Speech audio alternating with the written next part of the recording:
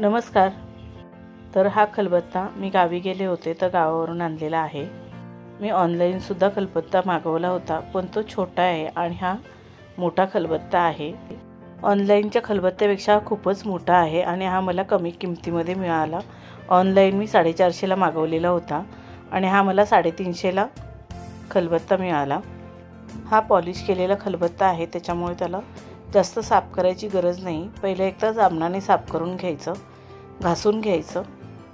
घासल्यानंतर स्वच्छ धुवून घ्यायचं, धुवून स्वच्छ पुसून घ्यायचं।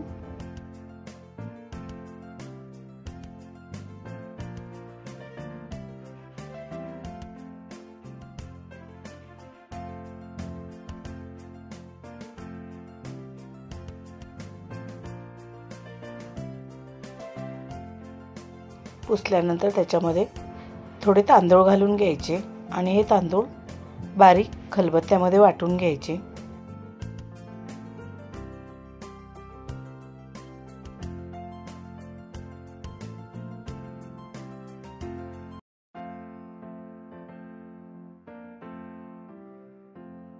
तांदूळ थोडे बारीक झाले की त्याच्यामध्ये थोडं पाणी घालायचं आणि त्याची पातळ अशी पेस्ट तयार करायची।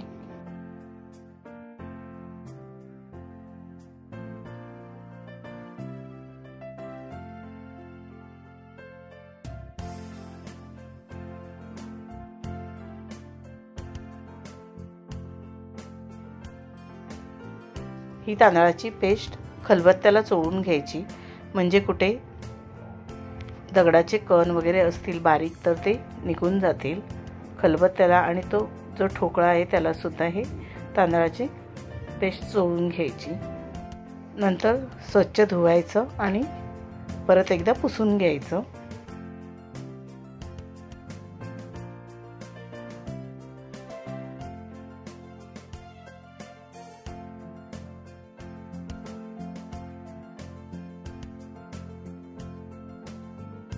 पुसल्यानंतर त्याच्यामध्ये सीझनिंगसाठी आपण खोबरं वापरणार आहोत। मी ते खोबरं बारीक कट करून घेते।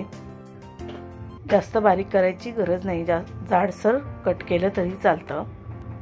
ते खलबत्त्यामध्ये टेचून बारीक होतं।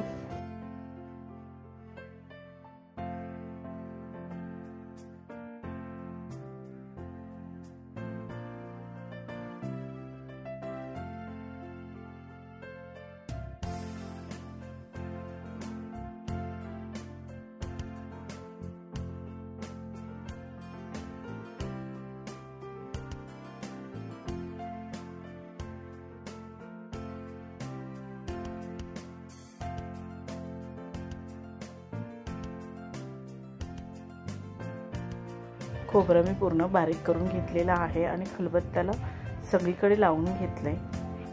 त्याच्यानंतर परत एकदा आपल्याला खलबत्त्याला घासून घ्यायचं आहे।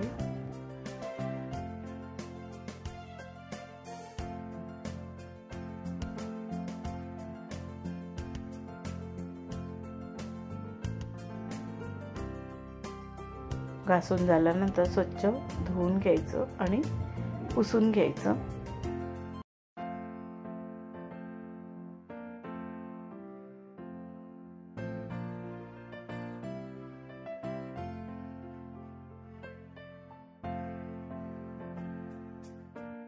हा खलबत्ता वापरण्यासाठी तयार झालेला आहे।